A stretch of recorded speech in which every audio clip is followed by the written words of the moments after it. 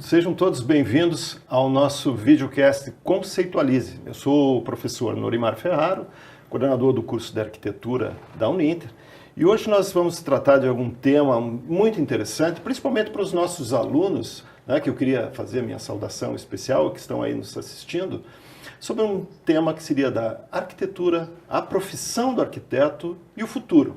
Sempre é um questionamento que todos aqueles que ambicionam, né, uma profissão têm, como é que vai ser a minha profissão no futuro, como é que eu posso me desenvolver, né, na vida profissional. Então a gente vai tratar desse tema hoje.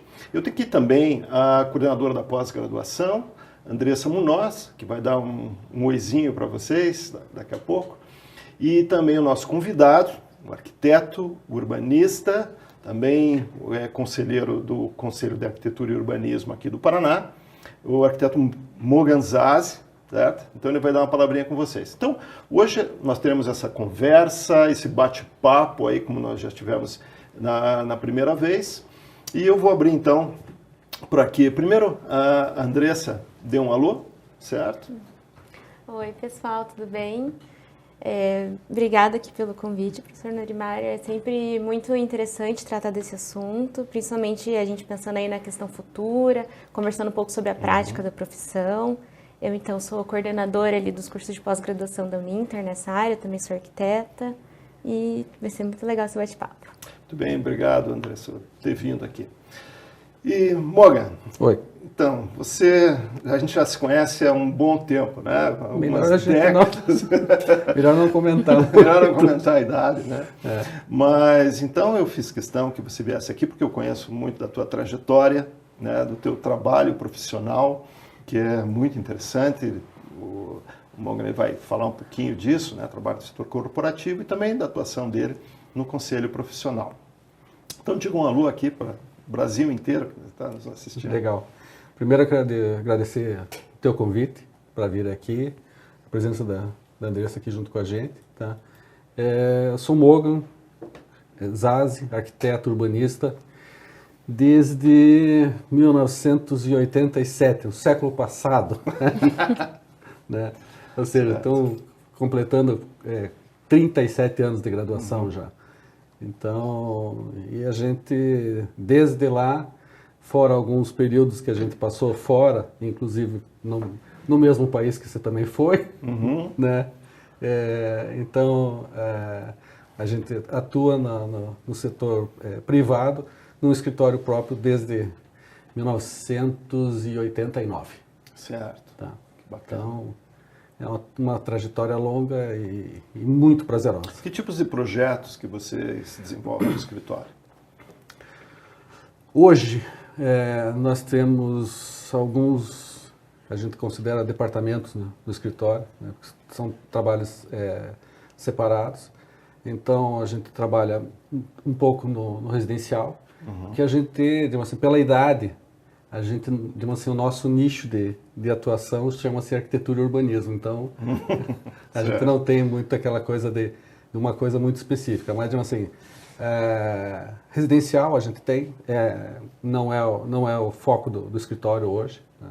Então, nosso foco no escritório hoje é corporativo, indústria e o projeto urbanístico de condomínios horizontais. Certo. Tá? Então, nesse ponto é o que a gente mais faz. E daí depois tem um departamento do escritório que trata de regularização imobiliária. Certo. Tá? Então, a gente tem um leque de assim, atuação bem grande. Eu acho que as perguntas que os alunos têm, assim, quanto tempo leva para você estabelecer um escritório de arquitetura? Assim, até que você sinta que você tem clientes suficientes, que você consiga ter um rendimento adequado? Assim, o que você acha? Eu acho, assim, não se trata nem de achar, basicamente uma certeza, né? Primeiro que você precisa contextualizar aonde é que o profissional está. Se ele está nas grandes capitais, nos grandes centros, se ele está em cidades médias do interior ou até em cidades pequenas do interior. Então isso é fundamental para entender o que posiciona. tirando aquelas exceções, assim, aqueles unicórnios que a gente brinca, né? Com menos de 10, 12 anos, você não se estabelece profissionalmente. Tá? Certo. Dizer para um profissional, para um estudante que está ainda no processo da graduação ou que está saindo, que ele vai sair e vai explodir, tipo assim, a gente estaria iludindo a pessoa. Né? E tem muita gente que, infelizmente, ainda no século XXI, ainda se ilude com a possibilidade de sair e estourar no mercado. Pode acontecer? Pode, mas é a exceção da exceção. E, assim, no caso, nós nos graduamos profissionais generalistas, né? Até as próprias diretrizes dos cursos nos obrigam a formar um profissional que tenha todas as competências, de alguma forma. O que você acha? Assim, o escritório de arquitetura deve ser generalista também? Ou hoje em dia, a tua opinião é que ele deva ser específico de alguma área de atuação? Talvez seja por uma questão da época que a gente se graduou. Tá? Eu acho que o profissional generalista ainda tem uma visão melhor da profissão como um todo, do mercado como um todo, tá? E ele não fica afeto, vamos dizer assim, às questões de mercado que determinados nichos, como costuma se colocar hoje em dia, né? Os nichos são muito voláteis. Então, se você não tiver, vamos colocar de outro ponto de vista, se você não tiver um plano A, um plano B, um plano C, você é capaz de ficar no meio do caminho, porque você não vai ter as habilidades suficientes para fazer algumas outras coisas. Tá? Mas, para frente, a gente coloca essa questão, porque, digamos assim, como que a gente atua nessa questão? Porque, digamos assim, algumas pessoas têm habilidades específicas, né? E o curso... digamos assim, o curso te traz habilidades específicas, mas nós, como seres humanos, nós não temos desenvolvidas todas as habilidades. Então, digamos assim, a questão do associativismo na profissão é absolutamente fundamental para que você possa desenvolver um trabalho legal e perene. Entendi. Tá. E assim, então, e a questão, até eu vou agora envolver a professora Andressa, né, que cuida da pós-graduação. Como que você vê a importância, né, você poderia até dar uma opinião como é que é o perfil dos alunos, dos profissionais que você tem. Eu queria tratar um pouquinho da questão da pós-graduação, que eu acho que é importante, né? O que você acha? Sim, a maioria dos nossos alunos da pós-graduação, eles têm o perfil de quem se formou, já está no mercado de trabalho e está buscando se especializar para melhorar o currículo, melhorar, de repente, a sua posição dentro de um escritório. E até na minha prática assim, profissional, eu percebo que a maioria dos escritórios, existem alguns mais especializados em diversos nichos, mas até como a gente estava comentando, essa questão, por exemplo, da pandemia que a gente viveu, a gente viu a importância dos profissionais serem flexíveis. Então, na prática, eu percebo que existem muitos escritórios especializados em uma área, mas não 100% naquele nicho, que tem aquele um pouco de tudo, assim, mais generalista, mas que acaba tendendo mais para um nicho ou para outro, às vezes por gosto, às vezes até pela própria vida que acabou indo, fez um projeto e que a gente vê muito que a arquitetura é de indicação, né? Na prática, os escritórios, então acaba fazendo, por exemplo, um restaurante, que daí vai para outro restaurante, daí comenta com outro, e acaba se especializando nesse nicho. E acredito que a pós-graduação entra como importante nessa questão, para você se especializar mais a fundo e na questão atual das tecnologias, das novas práticas que a gente tem, bem atualizados ali nos cursos, para aplicar ali na prática dentro desse nicho que você acaba direcionando um pouco mais o escritório. Legal. Tá certo. Eu tenho mais uma convidada aqui, a professora Manuela, nossa tutora do curso. Ela é a doutora, assim, apesar de tão jovem, já é uma doutora, né, nas áreas de planejamento urbano. Então, eu queria que fosse bem-vinda, desse um alô. Obrigada. Aqui para nós. Olá, pessoal. Um prazer participar aqui com vocês. a gente entrevistar hoje. Vai ser um momento interessante a gente tirar algumas dúvidas, né, para o pessoal, para os alunos que estão acompanhando. Espero ter algumas perguntas relevantes para vocês também compartilharem esse momento conosco. Obrigada pela oportunidade e o convite de estar aqui também com vocês. Obrigado, por ter vindo. Então, e nessa questão, então, como é que você vê a importância de uma pós, de uma especialização para o arquiteto? Veja só, eu fiz um período de, vamos dizer assim, de uma experiência de trabalho fora, né? Eu fui trabalhar na Espanha, no já extinto, hoje já nem existe mais, que é o Patronato Municipal de la Vivienda de Sevilha, que seria o equivalente à nossa Coab, tá? Ou a Coapar, vamos dizer assim, que era específico de Sevilha, né? Certo. Então, isso na década de 80 ainda, um trabalho de, vamos dizer assim, naquela época já não se falava nisso aqui no Brasil, isso não existia aqui, mas lá era, digamos assim, basicamente o que se fala hoje em dia de assistência técnica de habitação de interesse social, tá? Então, era fazer habitação para as pessoas carentes, tá? E isso me deu a oportunidade de conhecer um mundo de coisas, que era pegar, isso foi em Sevilha, né, capital da Andaluzia, paraíso das casas-pátios, que a gente tanto adora, né? Então, pegar uma grande casa-pátio antiga, tá, do século XVIII, às vezes, e transformar aquela casa enorme em vários apartamentos pequenos para atender a população mais necessitada da cidade. Aquilo, assim, do ponto de vista de experiência profissional, é impagável, né? Sim, eu voltaria tantas vezes quantas fossem, né? Então, foi uma experiência fantástica nesse ponto. Depois, fui para a Alemanha para estudar planejamento de infraestrutura. Então, embora a gente seja de uma época muito mais generalista do que as coisas são hoje em dia, o associativismo, a arquitetura colaborativista, que a gente chama hoje em dia, né, ela é indispensável, você não tem mais como a gente abrir mão disso. E daí eu cito um caso específico nosso, né? Eu tinha o meu escritório, o meu sócio tinha o escritório dele, e um dia tocou o telefone e, digamos assim, eu tinha, num determinado momento da economia brasileira, os escritórios foram minguando, assim, a gente foi ficando sozinho, né? E um dia toca o telefone e era ele disse assim: olha, eu estou com um projeto aqui e todo mundo me indicou você porque você tem o conhecimento da coisa. E era um projeto de condomínio horizontal. E ele disse assim: eu nunca fiz, você topa fazer junto? Eu disse: topo, vamos lá, vamos conversar e vamos ver o que a gente faz, né? Então, assim, eu naquele momento, sem ter feito um processo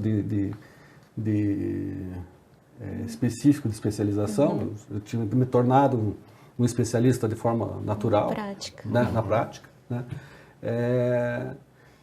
Todo mundo me indicou para ele e a gente foi, vamos fazer esse aqui, e daí a partir daquele ali apareceu outro e a gente, né?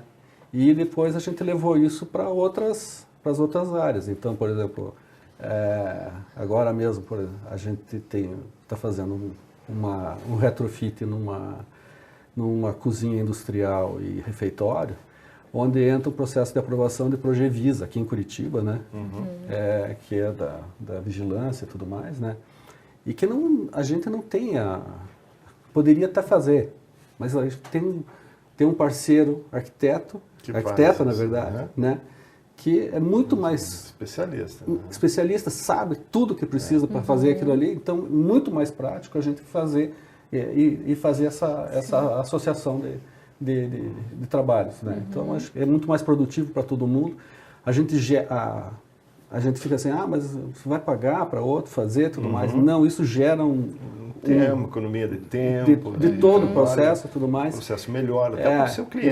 E você gera trabalho para mais gente, aquilo gera trabalho para mais gente e tudo mais. Então a gente não fica só naquele processo de que a gente está... Só a gente ganha. É que eu acho que como a arquitetura é muito ampla, a gente tem diversas frentes para poder atuar. Se a gente saber muito de tudo, é impossível, porque é muita coisa. Então a gente tem que ser generalista, tem que saber um pouco de tudo. Mas as pessoas acabam se especializando mais nessas áreas e torna até essa colaboração que você comentou.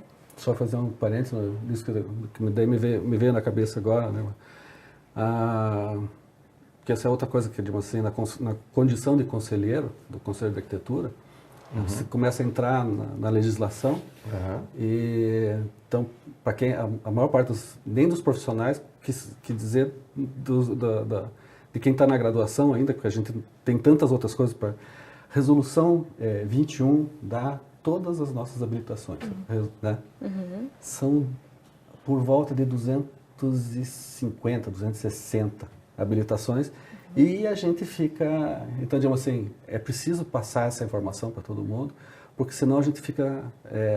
o mercado fica... Sim. O mercado é muito maior do que a gente pode imaginar. Uma coisa é a atribuição, a outra é o que você consegue fazer e realizar, né? Dessas 210 você vai conseguir. Exato, você não precisa atender as 200 e poucas, mas pelo menos conhecer para saber as possibilidades que o mercado pode te dar. Né? E você tocou nesse assunto dessa experiência na Europa, né? De trabalhar, de estudar. Então isso é algo que os alunos questionam muito. Eu tenho alunos que estão indo em intercâmbio, né? Então, como é que você vê essa experiência para um profissional que está vendo lá um futuro? Como é que ele deve se preparar? Se ele tem que fazer isso? Qual é a importância do trabalho? Puxa vida, assim, quando a minha primeira experiência quando eu fui para a Espanha, ainda a gente era no braço, era no MOOC. Né? Desenho à mão. Desenho à mão. Tá? Nanquim, papel vegetal, prancheta. Quando eu fui para a Alemanha, já era uma mudança de conceito. Então a gente já passou a trabalhar com...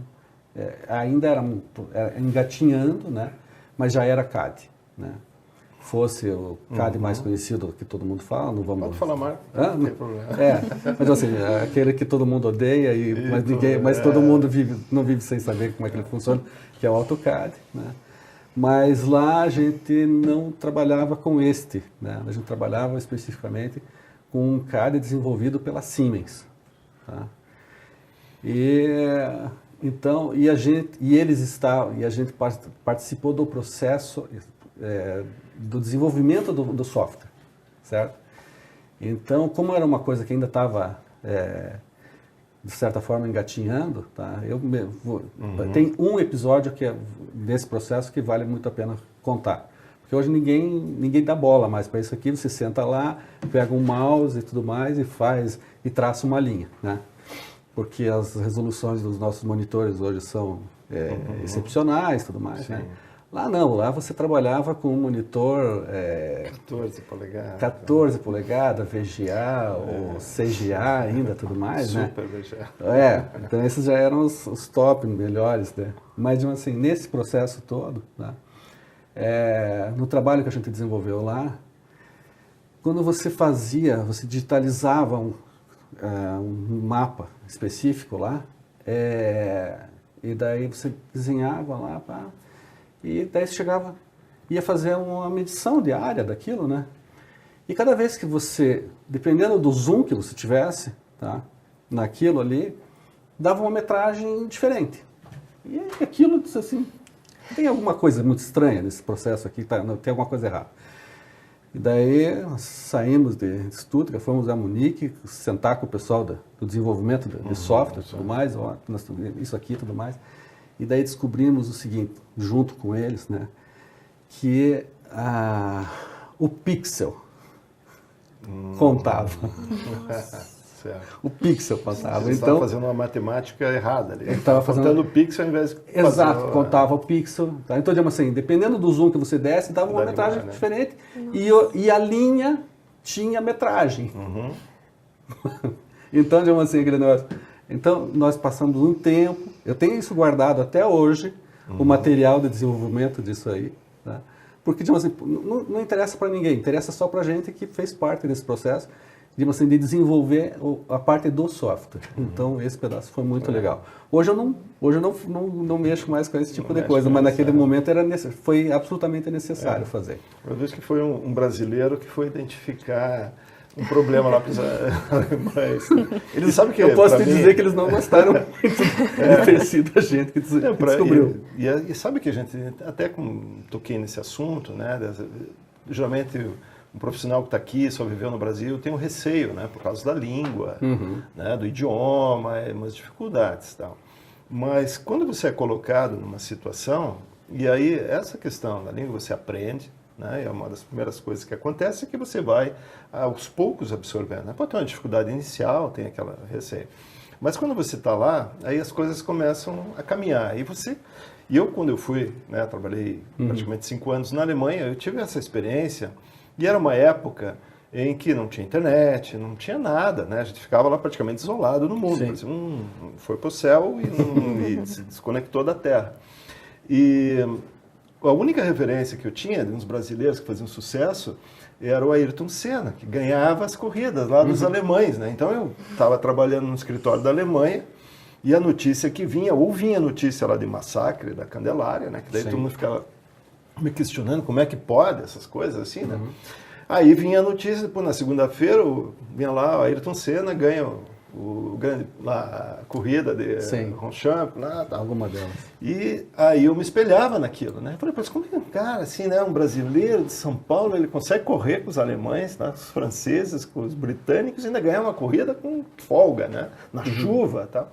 Então eu tomava aquilo para mim também. Eu falei, bom, eu também posso ser como ele, talvez, né, guardadas as proporções, eu posso conseguir isso. E eu também consegui, naquela época que eu trabalhei lá, começamos a desenhar à mão, e chegou um momento lá que o meu chefe foi obrigado a mudar, porque veio lá fazer a transição. Fax lá que o concorrente estava usando o CAD e tal. E a gente saiu para pesquisar, e eles acabaram comprando um melhor computador, também era lá numa firma Nemetschek, lá, monitor 17 e tal, Sony e tal, né? Naquela época, né? Já era uma coisa assim, um servidor, e aí a coisa ficou lá, aí compraram, e ninguém lidava no negócio, né? Nem os alemães sabiam lidar naquilo. Eu já tinha aprendido o AutoCAD nos Estados Unidos, lá fiz umas aulinhas e lidava com aquilo. Aí eu olhei assim, tinha uns manuais em alemão. Eu ficava, depois do expediente, eu ficava estudando aquele manual. Tem uma BMW na minha frente, eu não vou... Tá com a chave ali, eu não vou entrar e dar uma voltinha, né? O brasileiro vai lá e aí eu fiquei e tal. Até que um dia... Meu chefe deu um trabalho para mim, falou, faça aqui esses detalhes, aqui essas pranchas e tal. E eu peguei, vou fazer aquele traço lá no computador. Desci lá para o meu lugar e fiz o desenho todo, lá umas 10 pranchas no computador e apresentei. Plotei lá, no plot, mostrei para o chefe olhou assim e tal. Que desenho estranho esse aí. Fiz lá na BMW lá. E ele desceu para ver, e aí, pode ficar com o computador aí, você cara, você toca. Então a gente tem na profissão, principalmente no início, você tem que ter essa abertura para, né, ter conhecimento, para absorver, para, né, jogar, entrar em campo para jogar em qualquer posição e estar preparado, né? Então acho que eu vejo... Não, tipo assim, a oportunidade é imperdível. Tem oportunidade, tipo assim, cavoca a oportunidade e vai. Passou, cavalo encilhado, monta em cima e sai. Monta em cima e vai. Porque, digamos assim, é como tem coisas assim, esses episódios que eu contei, isso eu vou levar pro resto da vida, sabe? E, digamos assim, isso te transforma num ser humano melhor, sabe? Que vai te capacitando e tudo mais, desde que você saiba usar isso da melhor maneira possível. Tá? Um ser humano e, obviamente, um profissional melhor, né? Então, a gente teve que aprender, quando eu brinco que eu aprendi AutoCAD na versão 2.56 em alemão, que tinha uma pilha de disquetes assim para instalar e tudo mais, né? Isso, e hoje você faz isso tudo online. Isso é bacana. Eu acho que se arriscar é necessário, né? Até nessa questão de aprender um novo software, se você não ficar em cima, trabalhando, fazendo, errando, mesmo que demore um tempão para você fazer uma planta pequena, algo assim, é necessário você fazer, tentar errar para você conseguir pegar a prática. A né? gente vê nas nossas turmas, né, os alunos no início ficam com medo do Revit, por exemplo, mas ao insistir, né, eu sempre comento com eles que é como aprender um idioma, né? A gente só vai pegar fluência se persistir, se todo Tiver dia prática, né? testar um pouquinho e for atrás de alguma coisa diferente a cada dia que descobrir, vai ficar fluente e vai conseguir desenvolver o projeto lá dentro, né? Então, Legal. Hoje Isso é o bem legal. arquiteto e a tecnologia né, são inseparáveis. Ao Não mesmo tem tempo, como. né, que se dizia, não, porque como é que vai desenhar por computador, né, nas escolas de arquitetura? Não, o computador era um demônio a ser exorcizado, né? E hoje ninguém, né, trabalha sem o computador. Pode até trabalhar, mas... Eu conheço alguns profissionais mais antigos, né, que ainda fazem na mão, né? Obviamente tem gente para ajudar tudo mais, para pegar aquilo que ele fez na mão e passar para o computador, mas isso, mais um outro pedaço, assim, quando eu voltei da Alemanha com um monte de equipamento debaixo do braço e tudo mais, cheguei aqui não tinha plotter, né? Não existia ainda no mercado. Então, eu fui o primeiro escritório em Curitiba a ter plotter. Comprou uma plotter. Me obriguei a comprar plotter. Tá lá, tá guardado lá. Um dia, quem sabe, alguém monta um museu com aquelas coisas lá. Tá certo. Você falou também, né, que você trabalhou com então, um projeto social, uma habitação social, né?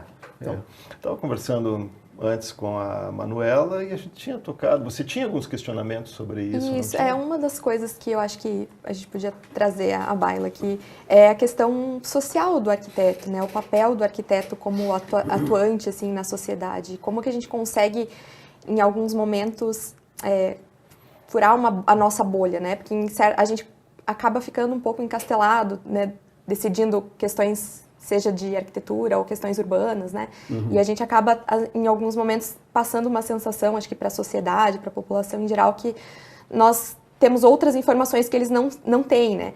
Então, acho que a gente podia discutir, assim, um pouquinho sobre como furar essa bolha, como mostrar para a população como um todo, né, que a gente não é um artigo de luxo, a nossa profissão não está voltada para o glamour e para o luxo apenas, mas que nós temos um papel a mais, né, de construir espaços de qualidade para a população em geral, para espaços urbanos, né, espaços construídos mesmo, arquitetura e construção civil, mas como que o nosso papel influencia, né, na qualidade de vida urbana. Olha, como é que a gente vai falar isso? Tem uma visão errada que a sociedade tem da gente, né, de que a gente é uma coisa de luxo, elitista e tudo mais, e é muito pelo contrário, porque assim, se eu for trabalhar só para a população que é capaz de pagar por essa coisa de luxo e tudo mais, a gente vai morrer de fome, né? Então, a arquitetura é para todo mundo. Não tem, digamos assim, é difícil entender, digamos assim, que você, digamos assim, você acorda de manhã cedo na tua casa, você acorda dentro da arquitetura. Você vai para a cozinha, toma teu café e tudo mais, você está na arquitetura. Você pôs o pé para fora da tua casa, tá? Você vai usar o urbanismo que foi desenvolvido e tudo mais. Então, a vida da gente está em volta em torno disso tudo. Tá? Então, assim, não tem como dissociar e nós ainda, de uma certa forma, não fomos capazes de demonstrar isso para a sociedade. Tá? Em relação, por exemplo, a questão de habitação de interesse social, tá? Eu acho que isso é muito pouco aproveitado, porque é uma questão política, né? Nós temos a Lei 11.888, que é de assistência técnica, tá? E ela fala que precisa ser regulamentada município por município para que se crie um colegiado e este colegiado, município por município, defina quem é que vai ser beneficiado com os recursos da ação de assistência social, de técnica de habitação de interesse social. E esse colegiado é organizado por quem? Pela prefeitura. Pela prefeitura? A prefeitura que define isso, está definido isso na legislação na 11.888, que trata do assunto. Tá?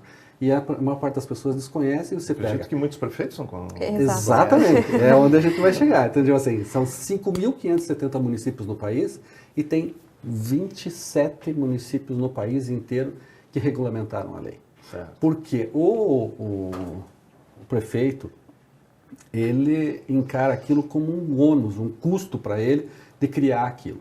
E não vê o benefício? não vê benefício e não vê que, digamos assim, existe recurso financeiro do mundo inteiro, sem falar no próprio Brasil, tá? Existe recurso financeiro para isso de sobra. Direcionado para esse setor. Direcionado para esse setor, tá? Então, a gente, dentro do Conselho, tentando desenvolver um trabalho, um projeto e tudo mais, para levar isso ao conhecimento de todos os prefeitos do país, né? Mas numa posição de igualdade, não numa posição de subserviência. Existe assim, essa né? iniciativa, então? Dentro do Conselho que a gente pretende, sim. Né? Então, digamos assim, é essa a questão, Sim. né? Então, existem algumas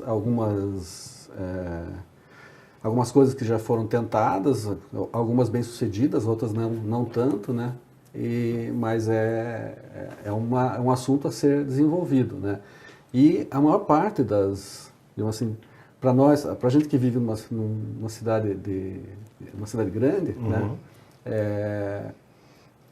A maior parte dessas ações todas são periféricas, certo?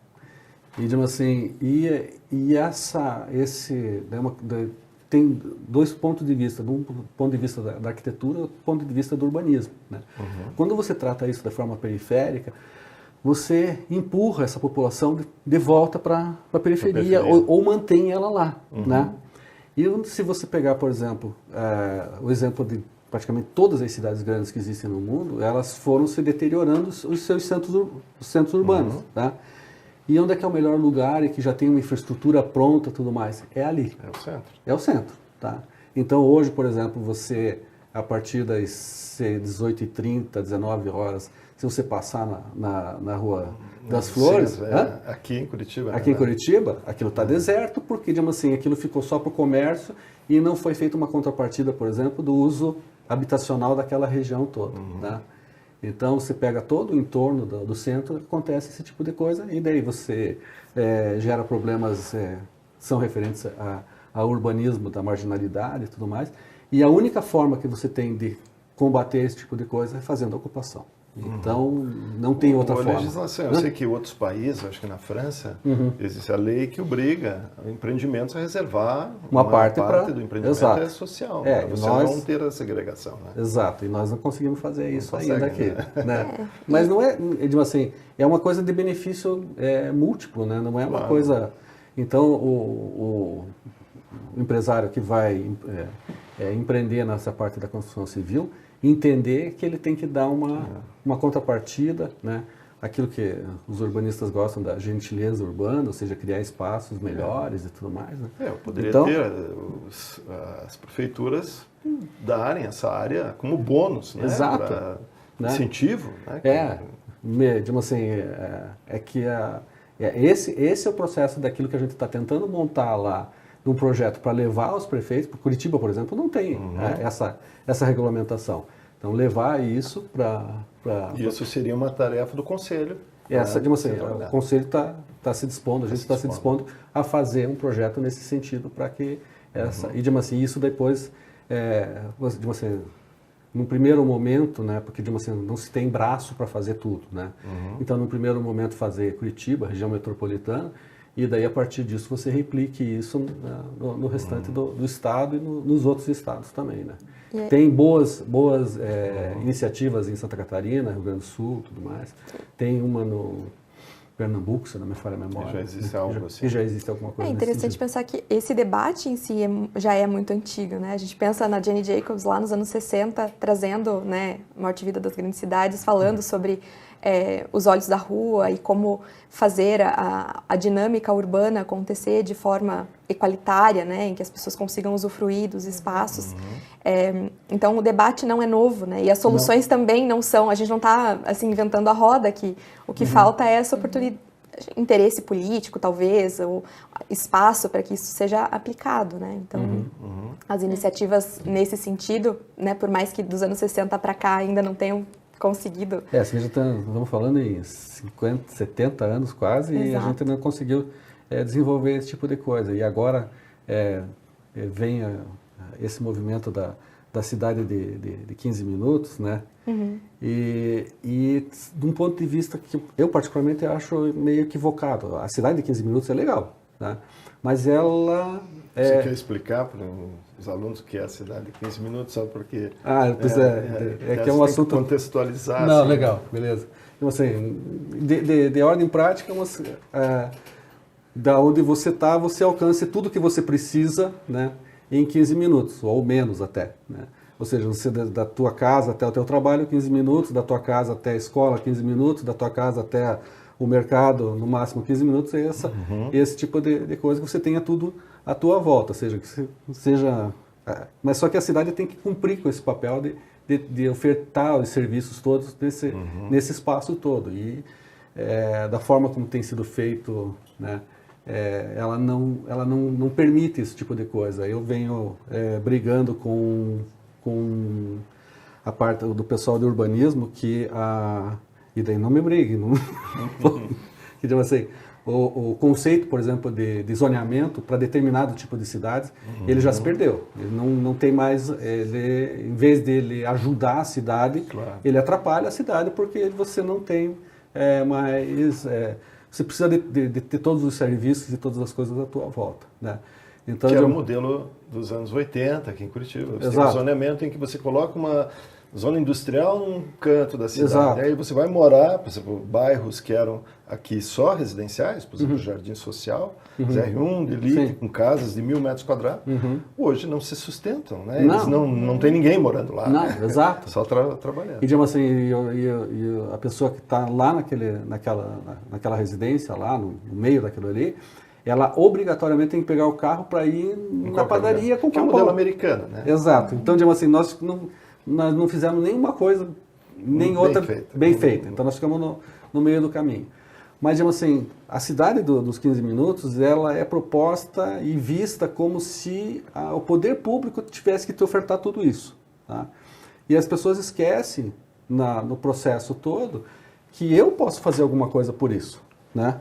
Eu posso, você pode. Então, digamos assim, eu agora acabei de mudar de casa, tá, para um apartamento a 3 quadras do meu escritório. Então, eu acordo e em 3 minutos eu estou no escritório, né?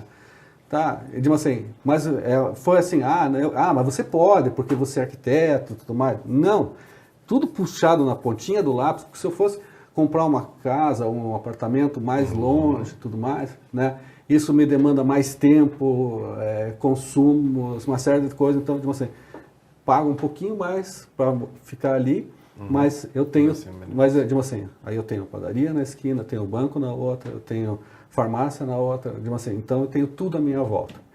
E essas coisas as pessoas não fazem, né? Tem dificuldade. Eu queria entrar agora, já que Vamos lá. entrou nesse tema, né? Você está mudou o apartamento. Porque assim, pós-pandemia, né, a home office se estabeleceu de alguma forma, assim, tudo, né, voltou para a distância, as pessoas adquiriram a habilidade de se reunir à distância, de ter aula à distância, né, tudo funcionou, assim, todo mundo teve que fazer essa adaptação. Então a gente está partindo para uma outra sociedade, digamos a sociedade 5.0, lá, né, no Japão, definida.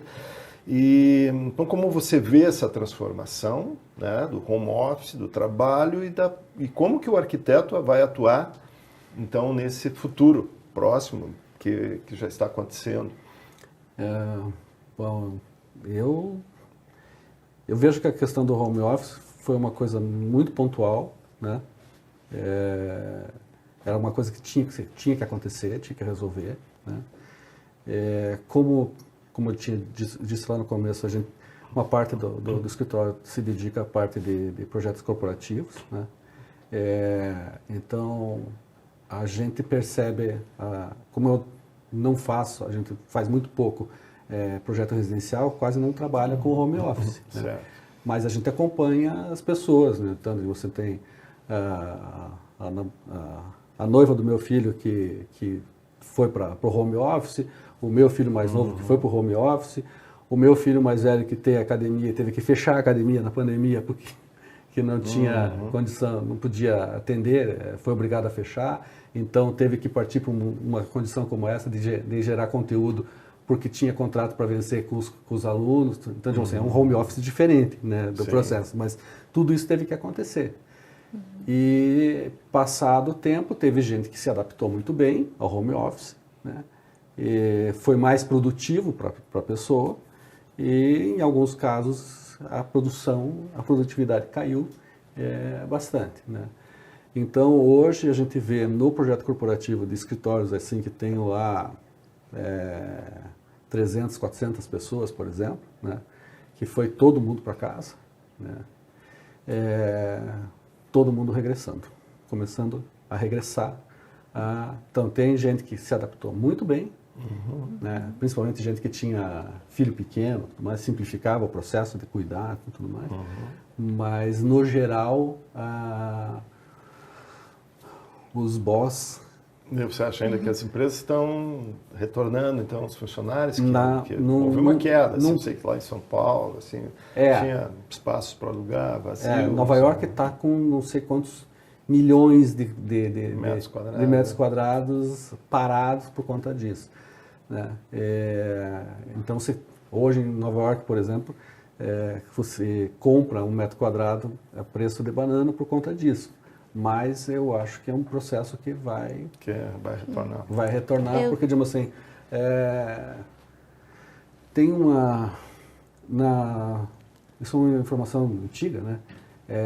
Antiga, entre aspas, né? Mas, por exemplo, na cultura japonesa, por exemplo, não tinha a figura do aposentado. E daí, com tudo, eles passaram a se aposentar. O cara normalmente ficava trabalhando até morrer.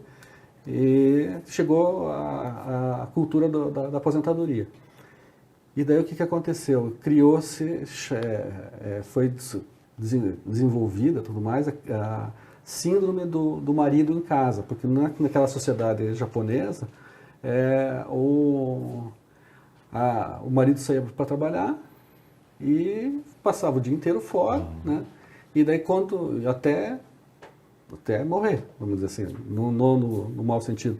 E daí, quando ele se aposentou, ele passava a ficar em casa. E daí, aquela coisa do você ficar em casa o tempo inteiro é diferente de você ir e sair. Então, a gente está acostumado a sair de casa para trabalhar, para trazer o sustento e tudo mais. As duas aqui não tem nenhuma posição machista nessa coisa. Só era, né? Assim, minha mãe trabalhou, todas as mulheres da minha família trabalham.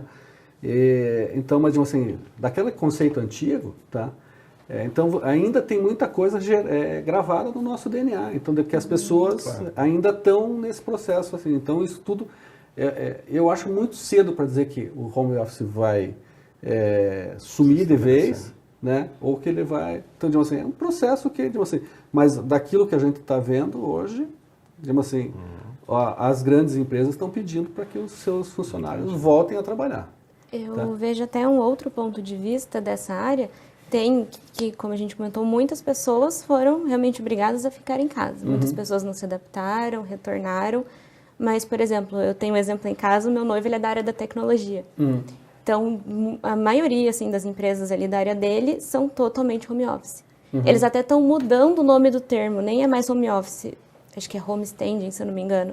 Não tenho certeza, mas eles estão até alterando o termo. Então, assim, a empresa dele é de São Paulo, ele trabalha aqui em Curitiba, em casa. Então, na empresa, poucas pessoas são de São Paulo mesmo, que é onde é a sede da empresa. Então, eles têm uma sede pequena, eles não conseguem reduzir os custos e tudo mais dessa questão. E praticamente 100% da empresa é home office. E pelo menos nessa área dele, é super adaptada a questão, eles fazem reunião o tempo todo e conversa, e tudo flui super bem, assim. Mas isso começou, no caso ali do trabalho dele em específico, começou na pandemia. Mas depois foi algo que se estabeleceu em grande parte, assim, nessa área. Então, acho que teve essa grande mudança no início, essa dificuldade de você não entender muito bem, porque você apenas ficou em casa trabalhando. mas o espaço ele tem que se adaptar para isso. Assim como você tem o escritório adaptado para você trabalhar, o projeto corporativo é importante para isso, se você tem que trabalhar na sua casa, você tem que pensar para essa área também. Então, acredito que tem essa questão da, não sei se a gente pode chamar de tendência, mas essa mudança dos espaços residenciais voltado para home office, para essas pessoas que necessitam, num espaço mais multiuso. Então, a gente tem já diversos usos, se a gente pensar numa residência, por exemplo, a cozinha é um uso mais, vamos dizer, de serviço, a sala, um espaço mais lazer. Então, acho que entra mais essa questão multifuncional dos ambientes e de você também ter esse espaço de home office integrado ali dentro de casa. E um aspecto que a pandemia também acarretou é que a gente vinha numa tendência de reduzir os espaços de morar, né? Então, aqueles apartamentos de 15 metros quadrados e cada vez menores, né? E daí, quando a gente chegou na pandemia, que precisou ficar em casa, a gente ficou, era inviável, impossível ficar num espaço tão pequeno por tanto tempo. Exato.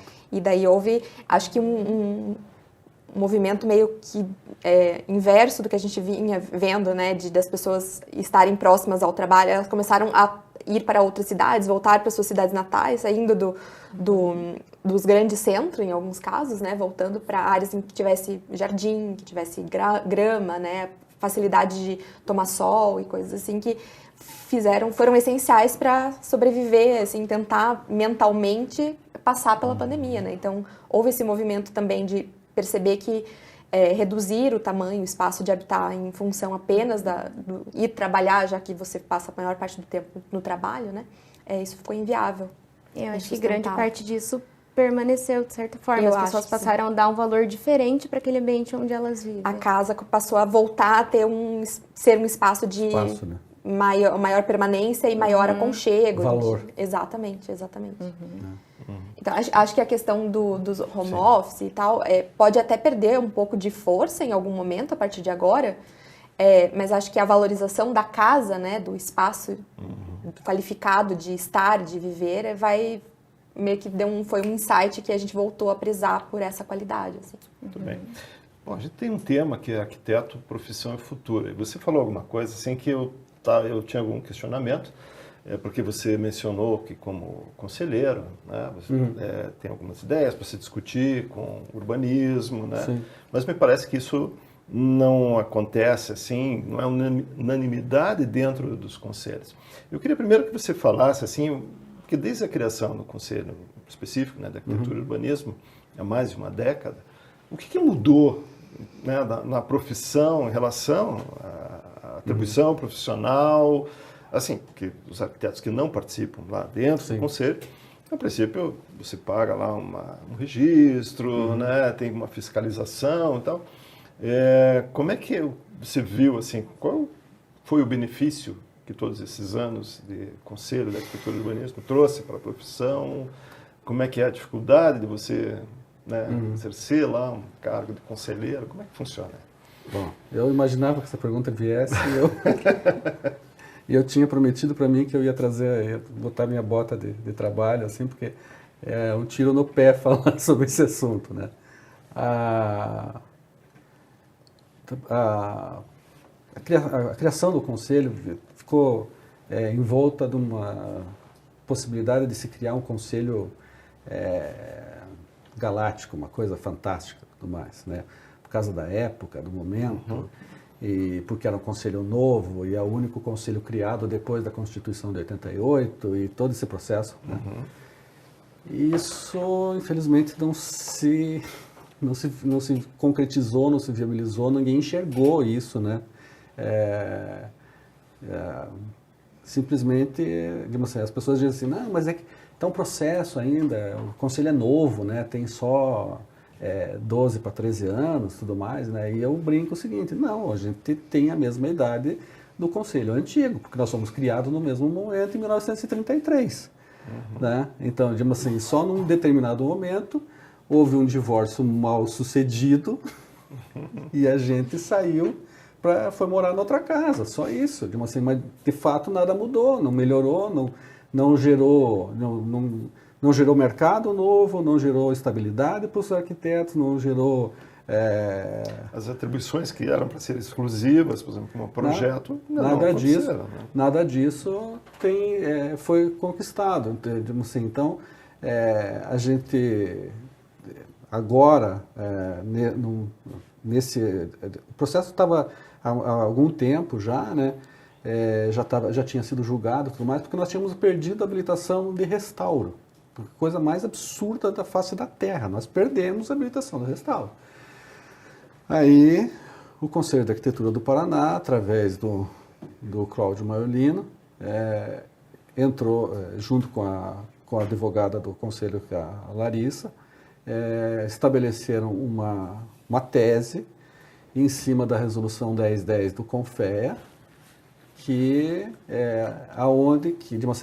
depois da criação do Conselho, né, da 12378, que gera o Conselho, aquelas posições de sombreamento teriam que ser decididas em resoluções conjuntas. Tá? Como os engenheiros não perderam nada, e eles não são os nossos inimigos, deixar claro isso, né? Mas lá na Resolução 1010 de 2005, ficou estabelecida, através das grades curriculares e tudo mais, quais eram as habilitações dos engenheiros, dos arquitetos, e parará, né? E quando fez a criação do Conselho, foi criada aquela bendita Resolução 51, que dizia, não, agora nós mandamos da arquitetura, ninguém mais faz nada, só nós podemos fazer. E era uma resolução unilateral que não podia.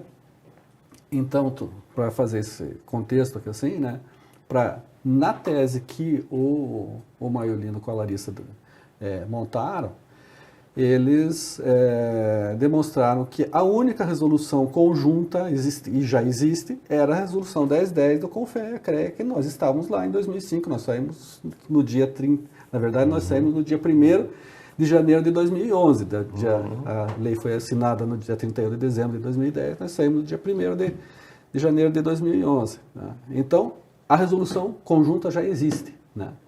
Foi a partir disso que um trabalho feito dentro do Conselho de Arquitetura reestabeleceu foi até o STJ, né, para que se restabelecesse a habilitação de restauro para os arquitetos. E ela é considerada privativa dos arquitetos. Ninguém mais no país pode fazer.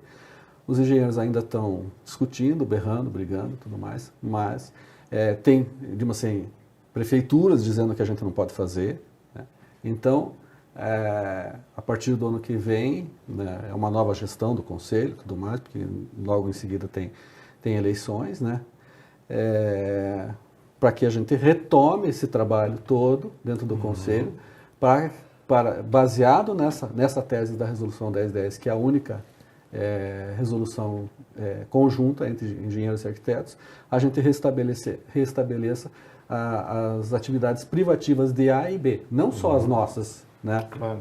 Porque a gente tem que fazer um trabalho conjunto.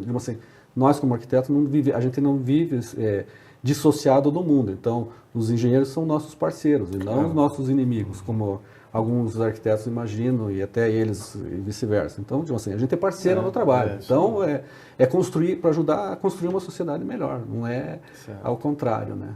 Tá? Então, a partir do ano que vem, se pretende retomar esse processo das habilitações específicas de A e B. Tudo vai ter que ser negociado, como não, qualquer lógico, coisa, não, né? não é um processo simples de você fazer. Tem que ceder alguma coisa lógico, nesse sentido. Né? Mas, o fundamento todo está lá na Resolução 1010 de 2005. Então, esse já é um passo, e o STJ reconheceu a tese de que ela é a resolução que determina as habilitações de cada profissão. Então, esse é o fundamento da coisa. Então, isso é mais bacana.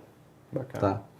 Nós temos aí um pouquinho mais de 5 minutos, então eu vou abrir para a Manuela, para a Andressa, se tem alguma questão aqui que a gente ainda possa discutir. A gente está falando do CAL, queria perguntar como que vocês acham que os estudantes, né, que estão nesse caminho de se tornarem profissionais da área, como eles podem estarem mais perto da atuação do CAL, como se envolver mais no processo, né, profissional, e como eles conseguem mais informações, né, se envolver e quem se interessar? Olha, é um clichê dizer que a sua pergunta é ótima, mas né? No conselho antigo, que a gente fazia parte, do Confea-CREA, existia uma coisa chamada CREA Júnior. Tá? Então... Eu sou dessa época. Você é dessa época, então, eu também. Mas, então, o objetivo é retomar um processo semelhante dentro do CAL e criar o CAL Júnior. Tá? Para que... eu me lembro, tipo assim, já faz um tempo que eu me graduei, mas eu me lembro das aulas todas, né? De que quando você ia fazer um projeto, o professor mandava a gente ir até o CREA, tá? Na época não existia o CAL ainda, e até o CREA pegar um bloquinho lá de ART, para, ao desenvolver aquele processo ali assim, né, aquele projeto, fosse ele qual fosse, a gente já aprendesse como é que fazia aquilo ali, tá? Então, por exemplo, para que o graduando hoje, que sai, não sabe como é que faz, como é que atua, tudo mais. Então, criar um sistema onde fazer de fato, hoje disse que existe uma aproximação com a universidade e tudo mais, e mas fazer de fato a aproximação do conselho com a graduação. Olha, vamos sentar junto aqui, vamos colocar, não sei se é uma cadeira, por isso que eu falei da época que a gente fazia. Então, assim, toda matéria tinha um conceito daquilo, de assim, aspecto ético daquilo que você podia fazer, do aspecto prático, profissional que você podia fazer, o preenchimento do documento que você tinha que fazer, como é que você tinha que fazer o procedimento depois de aprovação e tudo mais. Ou seja, trazer assim, o estágio te traz um pedaço disso, mas tem que ter um pedaço de embasamento técnico, teórico dentro da faculdade, né? Mas a nossa grade tinha um pouquinho mais de horas do que tem hoje em dia, né? Então era um pouquinho diferente, talvez tivesse um pouco mais de tempo para isso. Mas o objetivo é criar de fato e trazer, assim, os alunos para perto, assim, tem plenária, ou seja, reunião do conselho, né? Vamos dizer assim, reunião das comissões. Convida os alunos da região, porque o Paraná é o único conselho no Brasil inteiro que faz reuniões no interior. Os outros todos é só no estado, na capital, né? Então vai lá para uma cidade qualquer, né, e convida. Vai fazer reunião em Curitiba? Convida. Sabe? Vem aqui para ver como é que faz. Mas são transmitidas também, né? São transmitidas pelo canal do YouTube do Conselho. Então, o aluno se interessar, assistir as transmissões, participar de eventos, já é uma aproximação. Mas assim, quantos alunos sabem que tem o canal do Conselho, né? Eu sou um crítico disso, tá? Se você for lá, você vai ver nas gravações das plenárias, estão disponíveis lá, você vai lá, número de visualizações, tá? É pífio. É pífio, né? Então, isso é um trabalho que precisa ser feito, precisa ser resgatado para aproximar o conselho e mais o aluno do conselho para saber como é que é a prática profissional e entender para que serve o conselho, né? Tá. Bom, muito bem. Nosso tempo está quase esgotado, né? Eu gostaria de agradecer a presença da professora Manuela Andressa e principalmente ao arquiteto urbanista Moganzazzi e deixar aí um minutinho aqui para que você fale aí, abra a palavra. Não, eu que agradeço a todos a oportunidade de ter vindo aqui, conversar com vocês, discutir arquitetura e urbanismo e a prática da profissão. Eu brinco que eu sou apaixonado pela profissão, né? Eu devo à profissão tudo aquilo que eu tenho, a possibilidade de conviver cada dia com gente diferente para desenvolver o nosso trabalho. É um espetáculo isso aqui. Isso aqui é uma delícia e a gente ainda ganha para isso, né? Tá, mas eu agradeço o espaço da Uninter para estar aqui com vocês conversando sobre isso. Obrigado. Muito bem. Eu agradeço também a nossa audiência, os alunos que estiveram aí participando, assistindo, e espero vocês, então, no próximo videocast do Conceitualize. Muito obrigado. Um grande abraço.